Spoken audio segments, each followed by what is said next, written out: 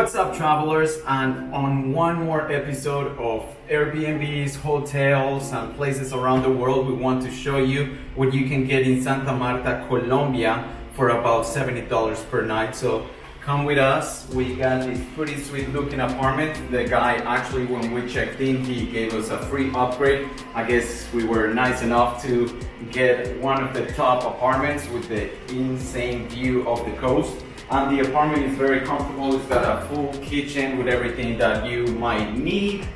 Out here we have the bedroom, just coming in. It's got a huge bed. Ah, that feels good. With a nice view and a TV. Oh man, I need a massage after that jump. Back here, it's got a washing machine, which is pretty convenient when you're traveling quite often. The living and dining room out here, which was pretty comfortable for getting some work done. We actually didn't do much cooking because Santa Marta has a lot of great restaurants nearby. And then just a hangout area here. And best of all, and our favorite part of the apartment, the outside area with this beautiful view of Santa Marta.